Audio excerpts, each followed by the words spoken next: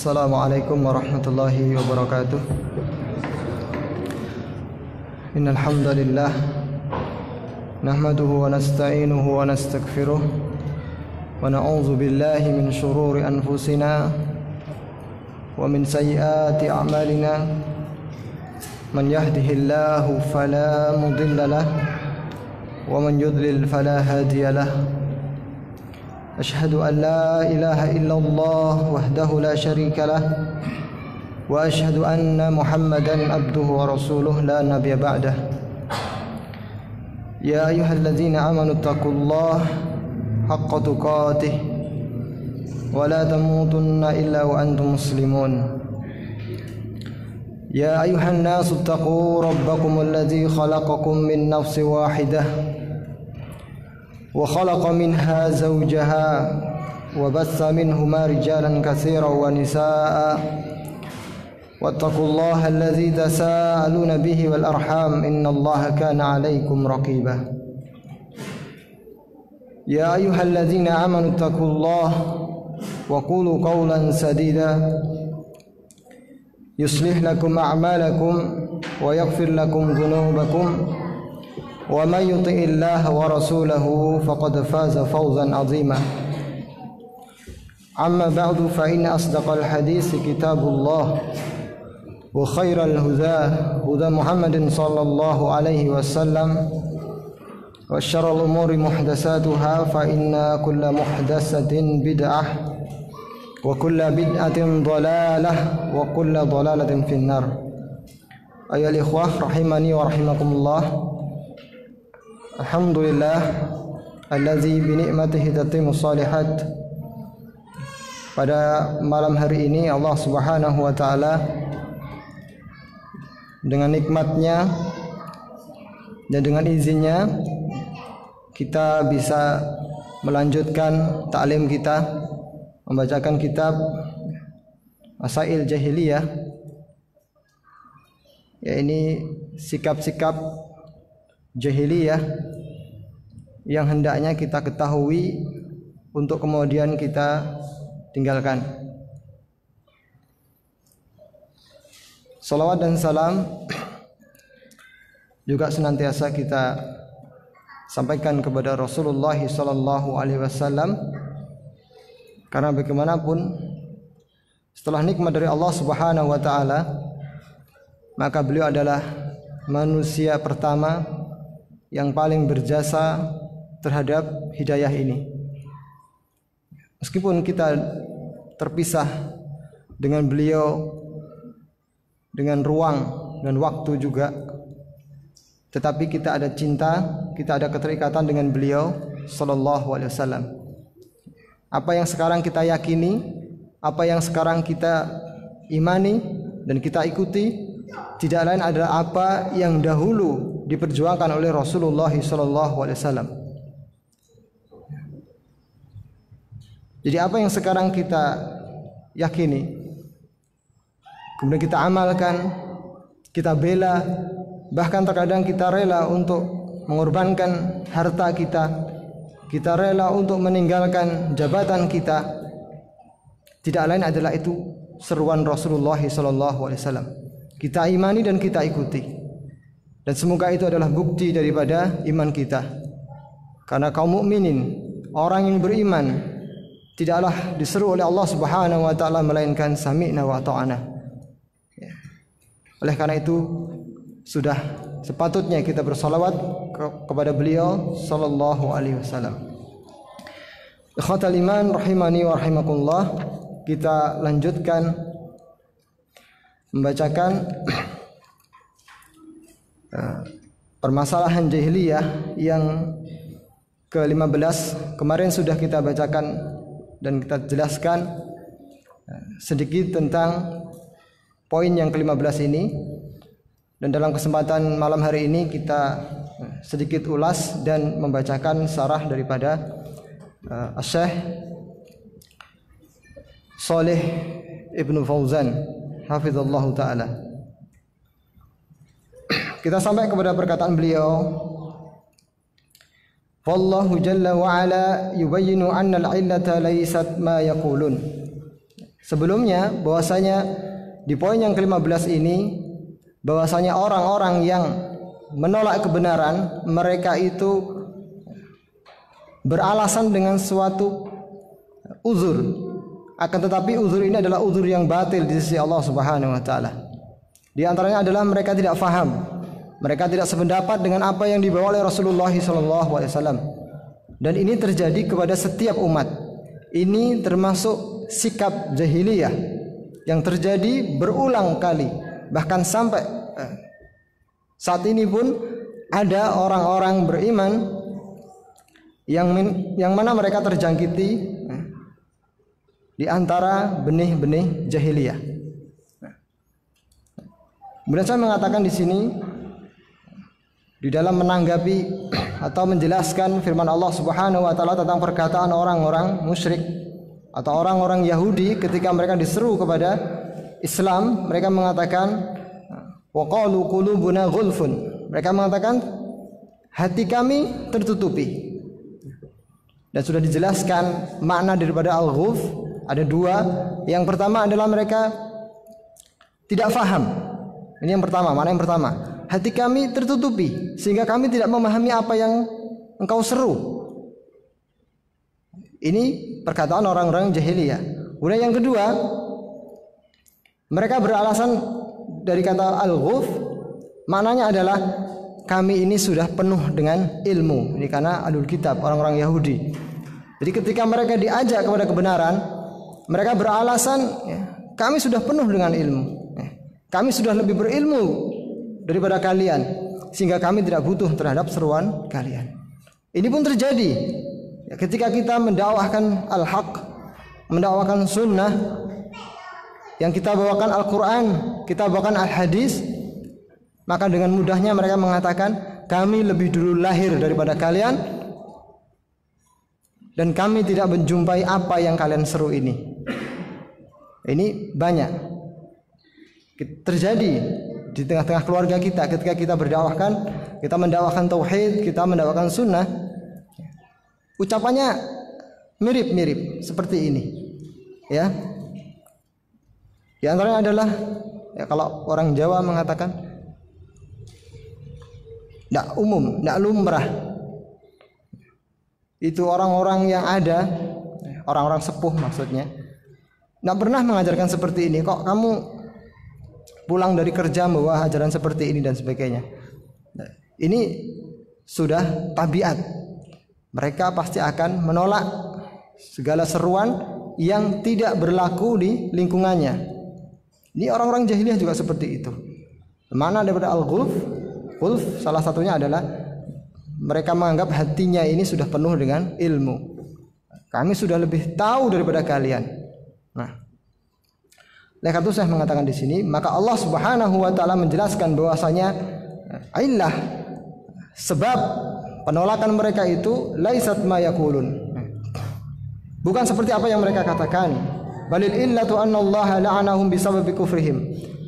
Akan tetapi sebab penolakan mereka itu adalah dikarenakan Allah Subhanahu wa taala melaknat mereka disebabkan kekafiran mereka. Dan makna laknat di sini adalah tarduhum wa ba'duhum an rahmatihi, yaitu menjauhkan rahmat Allah Subhanahu wa taala darinya. Waliyadzubillah, dikarenakan kekufuran mereka, penentangan mereka terhadap seruan Allah Subhanahu wa taala. Di poin ini kita perlu merenungi. Bayangkan ada manusia yang dijauhkan dari rahmat Allah Subhanahu wa taala. Waliyadzubillah. Padahal rahmat Allah Subhanahu wa taala itu sangat luas. Tetapi karena kekufuran mereka, pembangkangan mereka, kedurhakaan mereka, Allah Subhanahu wa taala haramkan rahmat itu bagi dirinya. Ini sebuah kebinasaan, kecelakaan yang besar. Jadi kalau disebutkan di dalam hadis, di dalam Al-Quran, Allah melaknat, maksudnya Allah Subhanahu wa taala mengharamkan rahmatnya untuknya. Padahal Allah Subhanahu wa taala sudah berfirman di dalam hadis qudsi, kataballahu ala nafsihi rahmah. Allah telah menetapkan bahwasanya pada dirinya itu punya sifat rahmat. Wa inna rahmati sabaqat ghadabi, dan rahmatku itu mendahului murkaku. Rahmat Allah begitu luas.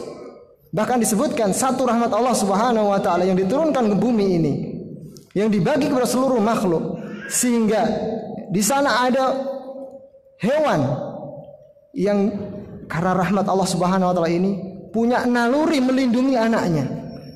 Secara akal mungkin kita berpikir ini hewan tidak punya akal. Tapi Allah Subhanahu wa taala berikan itu sebagai bentuk, sebagai tanda rahmat Allah Subhanahu wa taala. Kita lihat ayam. Dia ketika, terutama ayam atau induk ayam, ketika dia punya anak, maka dia nalurinya seperti itu. Ini adalah rahmat Allah Subhanahu wa taala. Bahkan hewan-hewan yang buas pun mereka tahu kalau ini anaknya. Kita mungkin sedikit merenungi tanda-tanda Allah Subhanahu wa taala itu. Tapi mereka adalah makhluk Allah. Bahkan makhluk yang kecil pun yang mungkin kita anggap tidak punya otak. Ikan, kita tahu ikan itu kalau punya anak, dia akan selalu menyertai anaknya yang kecil-kecil itu. Itu di antara bentuk rahmat Allah Subhanahu wa taala. Kemudian ada manusia dijauhkan dari rahmat Allah Subhanahu wa taala karena kekufuran. Maka kita berlindung dari Allah, berlindung kepada Allah Subhanahu wa taala agar kita tidak dijauhkan dari rahmatnya. Rahmat Allah terlalu luas. Rugi sekali apabila kita tidak mendapatkan rahmat Allah Subhanahu wa taala. Fasaru la yaqbaluna al-haqqa bisababi kufrihim.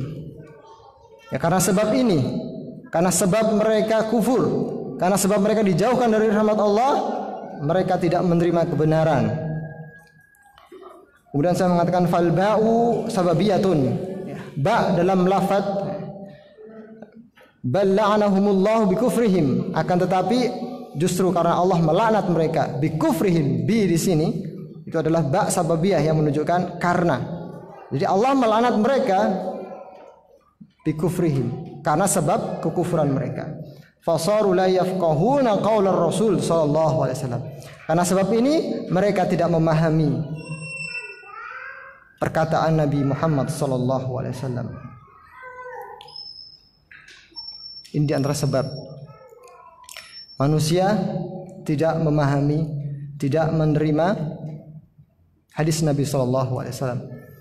Dan sekarang Allah Subhanahu wa taala benar-benar menampakkan siapa di antara mereka yang jujur mengikuti hadis Nabi sallallahu alaihi wasallam dan siapa yang palsu.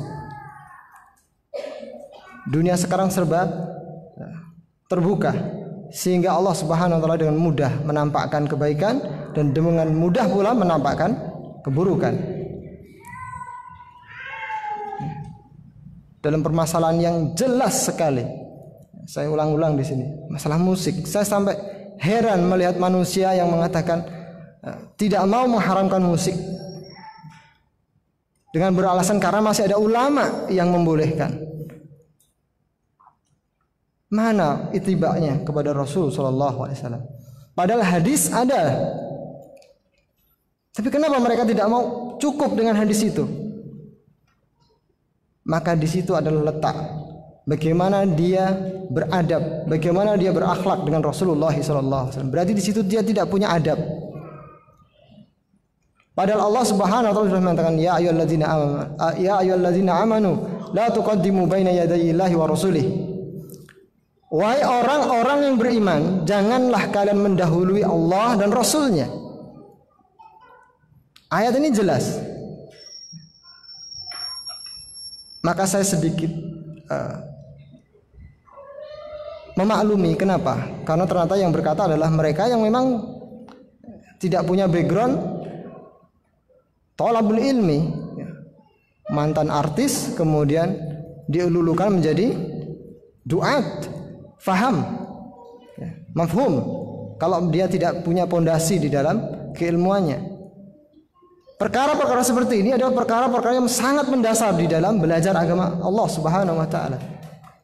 Belajar tentang syahadat, syahadu an la ilaha illallah wa syahadu anna Muhammad Rasulullah. Satu hal yang kita ambil dari persaksian kita, wa syahadu anna Muhammad Rasulullah.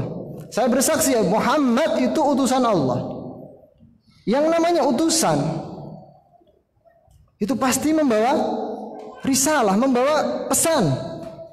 Ya pesan itu yang kita ikuti. Lantas kalau pesan itu tidak kita ikuti, apa yang kita ikuti? Apa makna persaksian kita? Asyhadu anna Muhammad Rasulullah.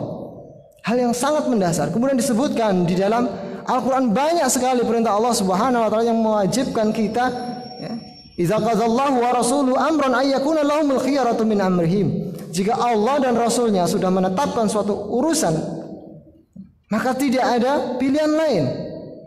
Ayyakuna lahumul khiyaratu min amrihim. Tidak patut, tidak pantas baginya punya pilihan lain. Jika Allah dan Rasulnya sudah menetapkan hukumnya. Hadisnya di dalam riwayat Bukhari, bayangkan. Dengan mudahnya dia mengatakan ini dhaif. Padahal jumhur ulama mengatakan sahih. Tapi ada hikmah di balik itu semuanya. Hikmah yang sangat besar, dan itu harusnya menambah iman kita.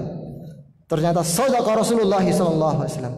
Karena Nabi Muhammad sallallahu alaihi wasallam mengatakan di dalam hadis itu, sayati qaumun min ummati, akan datang suatu kaum dari umatku, yastahillunal khamra wal harira wal khanazir wal ma'azif, akan datang dari umatku, dan itulah mereka. Akan datang dari umatku manusia yang menghalalkan sutra, khamr, dan musik. Ini hadisnya, bunyinya seperti itu. Dan ternyata betul, di antara umat Muhammad sallallahu alaihi wasallam yang mereka mengaku cinta kepada Rasulullah sallallahu alaihi wasallam, hadisnya tidak dianggap. Berarti dalam artian dia berkeyakinan itu bukan sabda Nabi Muhammad sallallahu alaihi wasallam. Dia menolak hadis Nabi sallallahu alaihi wasallam. Akhirnya mereka menghalalkan, membolehkan. Waliyadzubillah. Oleh karena itu hendaklah ketika kita belajar, ini sudah benar ya, manhaj kita sudah benar, seperti yang disampaikan oleh Al-Imam Al-Albani rahimahullah, bahwasanya kunci kesuksesan kita di dalam beragama ini adalah tasfiyah wa tarbiyah. Kita harus membersihkan kotoran-kotoran, pemikiran-pemikiran bid'ah itu harus dibuang. Wa tarbiyah, kemudian dididik beragama yang benar itu seperti apa. Karena saat ini kita sudah benar-benar terpisah jauh dari ajaran yang murni. Di tengah-tengah kita dipertontonkan dengan perkara-perkara yang jauh dari kitabullah. Jadi kalau kita menilai kebenaran itu dari banyaknya orang yang mengamalkan, maka al-haq itu nggak ada. Sedikit orang yang bertauhid, sedikit orang yang mengamalkan sunnah, silakan kita keluar dari masjid ini. Sudah, kita sedikit sekali. Oleh karena itu, ini yang harus kita tekankan. Kita itu diperintahkan untuk mengikuti kebenaran, mengikuti kitab. Ini sering sekali saya tekankan. Karena perintahnya memang seperti itu. Perintah dari Allah Subhanahu wa taala memang seperti itu. Ittabi' ma unzila ilaikum mir rabbikum. Ikuti apa yang diturunkan dari sisi Rabbmu. Jadi yang diikuti yang kitab itu, bukan yang lain. Meskipun kita sendiri, seandainya seluruh dunia ini dan hanya tersisa kita seandainya, tetapi kita di atas al-haq, maka bersabarlah. Karena saat itu al-haq selamanya akan benar. Oleh karena itu nasihat Ustadz Yazid Abdul Qadir Jawas terngiang-ngiang sekali. Betul perkataan beliau, bahwasanya kita tidak akan ditanya oleh Allah Subhanahu wa taala karena menyelisih manusia. Kenapa kalian menyelisih banyak manusia? Tidak. Tetapi kita akan ditanya kenapa kita menyelisih satu manusia saja, yakni Rasulullah sallallahu alaihi wasallam. Karena beliau diutus itu untuk diikuti, bukan untuk dimaksiati. Kemudian saya melanjutkan di annahum la yaltafituna ilaihi wa la ya'ba'una bih. Dan juga laknat Allah itu turun dikarenakan mereka tidak menaruh perhatian sedikit pun terhadap firman Allah, terhadap qala Rasulullah wa ya'ba'una bih, dan juga tidak peduli terhadap perkataan Rasulullah sallallahu alaihi wasallam. Ini juga sebuah pelajaran penting bagi kita. Ini yang mengatakan ulama, Saya hanya membacakan, ya, bahwasanya mereka itu dilaknat dikarenakan mereka tidak menaruh perhatian terhadap hadis Nabi Muhammad SAW, terhadap perkataan Rasulullah SAW. Wala ya'ba'una bihi, dan juga mereka tidak menaruh peduli terhadap hadis Nabi SAW. Ini awal kebinasaan. Maka ketahuilah ya ikhwah rahimani wa rahimakumullah. Ini nasihat untuk kami pribadi dan untuk kita semuanya. Terkadang saya berpikir, ada manusia-manusia yang mengatakan saya cinta Allah, uhibbullah wa uhibbu Rasulullah. Aku cinta Allah dan aku cinta Rasulullah. Tetapi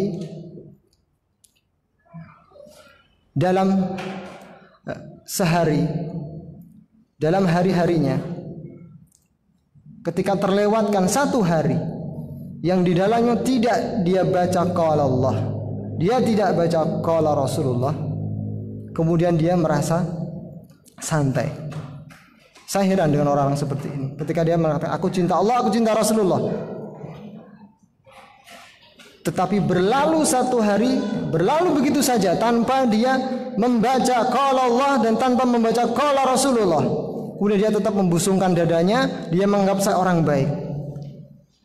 Maka saya bertanya, cinta macam apa yang dia berikan kepada Allah dan Rasulnya ketika mereka berlalu harinya begitu saja dan mereka menelantarkan qala Allah wa qala Rasulullah, dan celakanya mereka membaca qala makhluk. Mereka membaca pesan-pesan yang bukan pesan Allah, bukan pesan Rasulullah. Memang demikianlah, ya. Imam Syafi'i mengatakan, barang siapa yang tidak disibukkan dengan qala Allah wa qala Rasul, maka dia akan disibukkan dengan perkara minimal mubah, dan yang mubah itu sudah celaka bagi dirinya. Dan yang paling parah, dia akan terjatuh kepada subhat dan akan terjatuh kepada yang haram. Karena kebaikan pasangannya adalah keburukan. Ketika dia tidak menyibukkan diri dengan kebaikan, dia akan jatuh kepada keburukan. Kalau tidak, dia akan menghabiskan waktunya dalam perkara yang mubah, sia-sia, dan itu akan diminta pertanggungjawaban di sisi Allah Subhanahu wa taala. Maka benarlah perkataan Syekh di sini, bahwasanya menyebabkan orang-orang Yahudi dilaknat oleh Allah Subhanahu wa taala. Dan ini pelajaran untuk kita juga. Karena mereka tidak menaruh perhatian, mereka tidak peduli dengan sabda Nabi-Nya sallallahu alaihi wasallam. Kita harus merasa rugi ketika hari-hari ini berlalu begitu saja tanpa kemudian kita membaca qala Allah, tanpa membaca kita qala Rasulullah. Lantas dari mana kita dapat nasihat? Dengan apa hati ini bisa hidup? Dengan apa ruh ini bisa hidup? Kemudian kita memimpikan iman yang luar biasa, yang betul-betul membuat kita mengejar akhirat itu dengan sungguh-sungguh, seolah-olah akhirat itu benar-benar sudah ditampakkan di depan kita. Tidak mungkin kita akan mencapai seperti itu kalau hati kita tidak diisi dengan asupan-asupan iman. Dan asupan iman itu adalah dengan membaca firman Allah, membaca janji-janji Allah Subhanahu wa taala, membaca sabda Nabi Muhammad SAW. Dengan itulah kita akan hidup, hati ini akan hidup. Karena yang menghidupkan hati itu adalah qala Allah wa qala Rasulullah sallallahu alaihi wasallam. Kemudian saya melanjutkan, li'anna Allah sarafahum uqubatan lahum. Yaitu semua terjadi karena dikarenakan Allah Subhanahu wa taala memalingkan mereka uqubatan lahum, sebagai hukuman baginya. Jadi kalau kita tidak disibukkan dengan tadabbur Al-Quran, tidak disibukkan dengan merenungi firman-firman Allah dan ayat-ayat Allah, jangan bangga, jangan merasa senang, merasa aman. Justru itu hukuman bagi kita. Ketika kita lalai, kita tidak sibuk dengan Al-Quran, kita tidak sibuk dengan hadis, justru kita sibuk dengan perkara-perkara yang lain, kita mungkin merasa tidak dihukum. Justru itu hukuman yang paling menyakitkan. Mending kita dihukum dengan sakit, istighfar. Ini dihukumnya dengan lalai. Ini nggak kerasa orang seperti ini. Dihukum dengan kesibukan-kesibukan yang melalaikan. Dia tidak merasa rugi. Celaka orang seperti ini. Celaka sudah. double celakanya. Dia sudah dipalingkan dari perkara yang hak, kemudian dia larut di dalam perkara-perkara yang batil. Itu hukuman bagi mereka. Dan yang bisa merasakan seperti ini hanya hati-hati yang hidup. Kalau mati sudah nggak kerasa dia. Dia merasa oke saja sudah. Taklim seminggu sekali tidak masalah. Kalau perlu sebulan sekali, kalau yang kibar saja. Itu pun tanpa menulis, tanpa mengambil faedah darinya. Ngambil faedah saja tidak, apalagi mengamalkan dari mana? Dan kita perlu ketahui bahwasanya kita belajar itu untuk diamalkan, harus diamalkan. Karena yang disebutkan di dalam firman Allah Subhanahu wa taala surat Al-Asr, wal asri innal insana lafi khusrin illa alladzina amanu wa amilus shalihat. Kalau cuma berilmu saja, saya bilang kitab ini yang masuk surga. Bukan kita. Kitab ini yang masuk surga. Karena ilmunya banyak. Tapi amal. Tetapi ingat, ilmu itu harus dibangun di atas amal itu harus dibangun di atas ilmu. Jadi kita jangan berhenti kepada ilmu saja. Tapi ilmu ini pondasi, tidak bisa ditinggalkan. Beramal tanpa ilmu, ya, sesat kita. Nah, saya melanjutkan kama qala ta'ala. Dan perkataan beliau ini didukung dengan firman Allah Subhanahu wa taala, "Falamma zaghu azaghallahu qulubahum." Ketika mereka berpaling, melenceng, Allah lencengkan hatinya. Ini sudah al-jazaa'u min jinsil amal. Mereka berpaling, Allah berpaling. Dan celakanya Allah nggak butuh kita. Jadi kalau kita mau memotivasi diri, salah satunya adalah kita perhatikan. Yang itu terambil dari hadis Nabi sallallahu alaihi wasallam. Intinya, ketika seandainya pun kita taat sekali, sungguh yang demikian itu tidak menambah sedikit pun kekuasaan Allah, tidak menambah sedikit pun kemuliaan Allah. Tidak sama sekali. Hatta semua makhluk di dunia ini menjadi hamba yang paling baik, tidak menambah sedikit pun dari kekuasaan Allah Subhanahu wa taala, dari kemuliaan Allah Subhanahu wa taala, dari keagungan Allah Subhanahu wa taala, tidak sedikit pun. Dan seandainya kita menjadi orang yang paling fajir, paling rusak, dan semua orang menjadi orang yang rusak, itu pun tidak mengurangi kemuliaan Allah, keagungan Allah, kebesaran Allah Subhanahu wa taala. Lantas apa yang kita banggakan? Keberadaan kita, kesalehan kita pun tidak penting bagi Allah. Karena itu kembalinya kepada kita sendiri. Wa man amila sholihan fali nafsih. Siapa yang beramal soleh itu untuk dirinya. Wa man asa'a fa 'alaiha. Siapa yang berbuat buruk, ya itu untuk dirinya juga. Wa ma rabbuka bidzalaminil 'abid. Dan Allah tidak menzalimi hamba-hambanya. Jadi itu untuk kita sendiri. Lantas kalau kita semena-mena, kita santai-santai, ya sudah, itu bagian kita memang.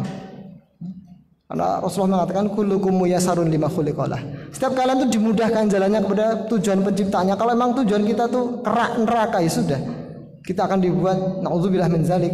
Semoga Allah jauhkan dari hal itu. Ini jadikan orang-orang yang jauh dari seruan Allah Subhanahu wa taala. Kalau memang takdir kita masuk surga yang rendah, ya paling ya segitu-gitu aja amalan kita. Ujian kita punya begitu-begitu saja. Suka mengeluh kalau diuji dan sebagainya.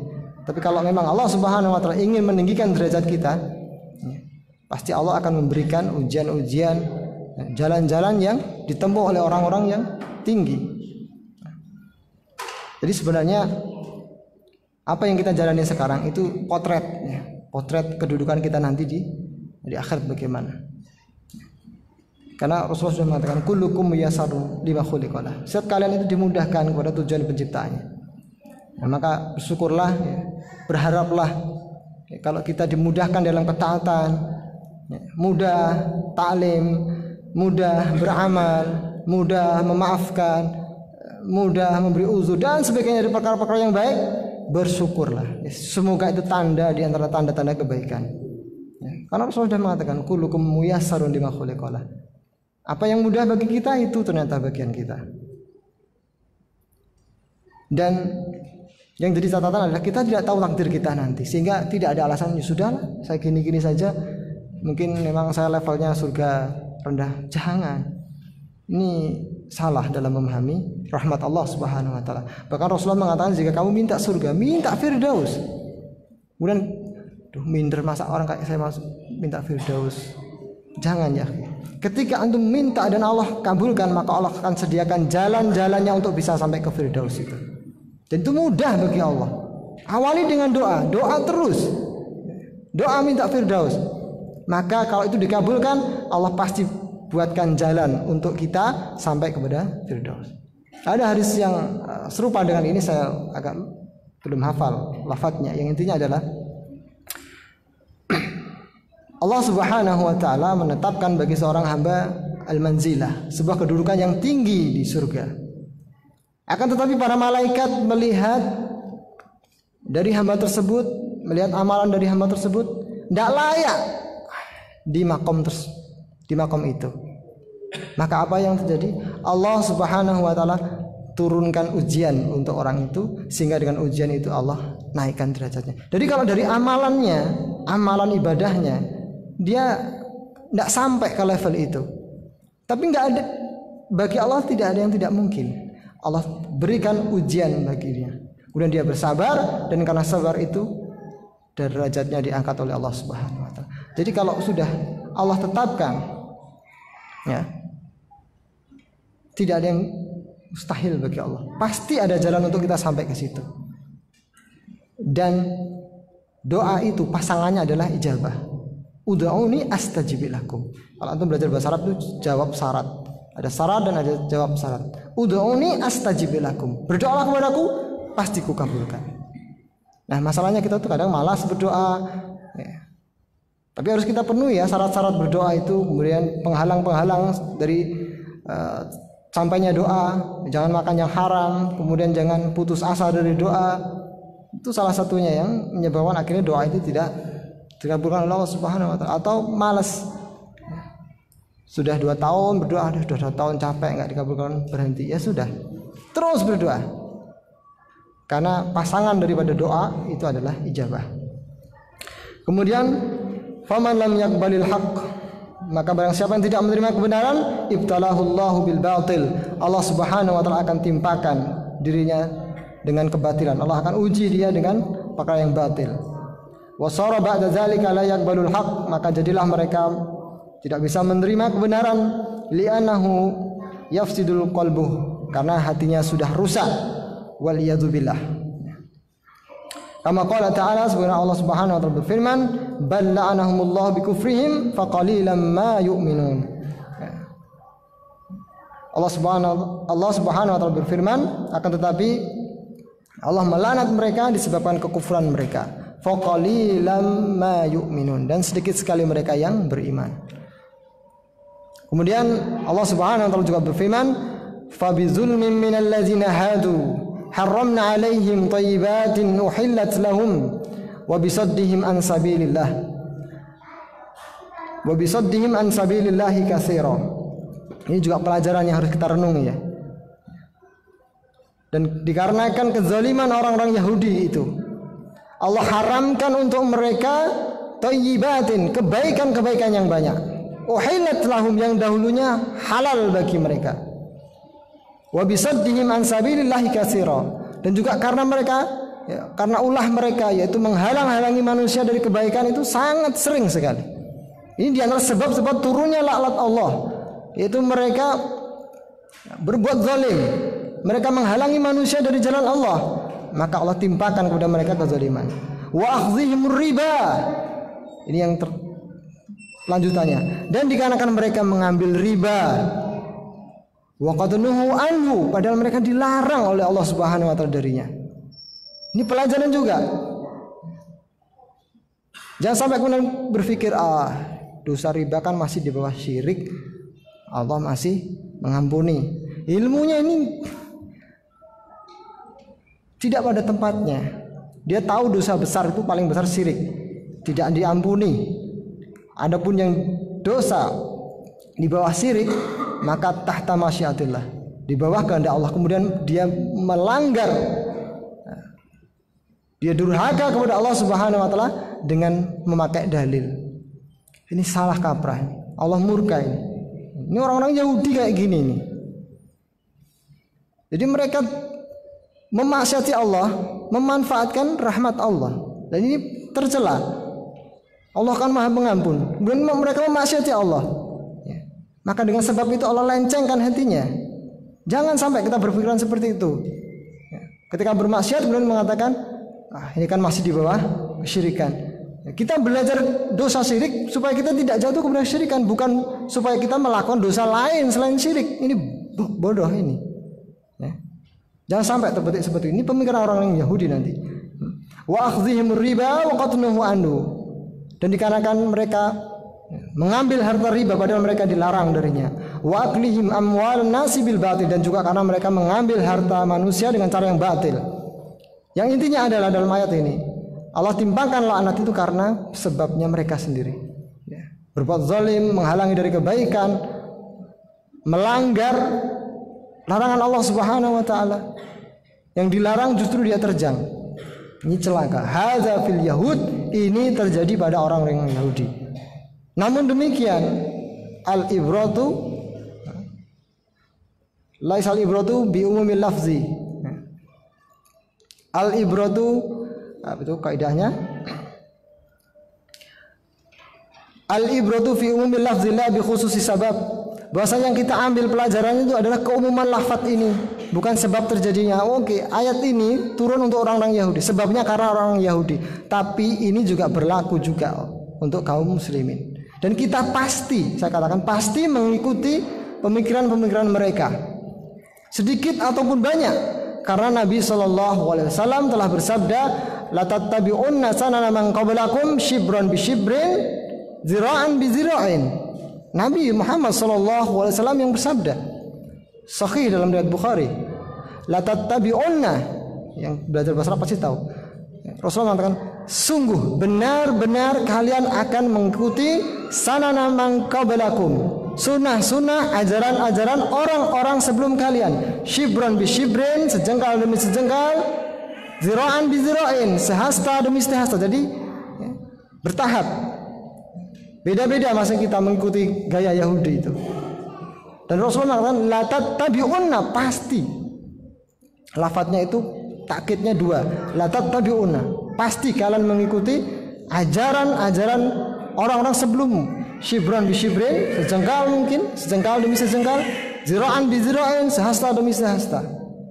Hatta law salaku hujra dabbin, sampai pun mereka menempuh perjalanan atau masuk ke lubang biawak, lasalaktumuhu, pasti kamu pun akan mengikuti mereka. Ini hadis Nabi Muhammad SAW.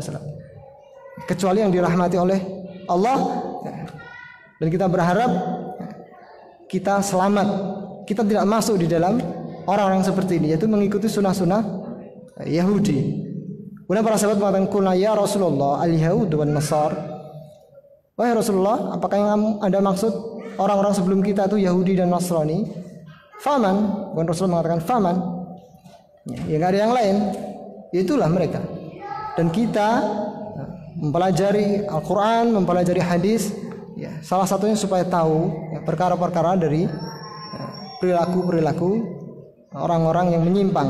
Bukan untuk kita ikuti, tetapi untuk kita introspeksi diri kita. Jangan-jangan di antara tabiat kita, di antara perangai kita, sikap kita, ada benih-benih jahiliyah. Ini segera harus ditangani, harus segera diobati. Jangan hanya penyakit-penyakit zahir saja. Ini yang manusia pada umumnya. Anak panu, kupuh sudah,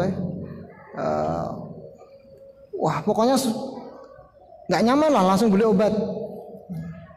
Atau mungkin yang perempuan ada bercak sedikit udah harus nyari obat untuk menghilangkan bisulnya supaya mulus dan sebagainya.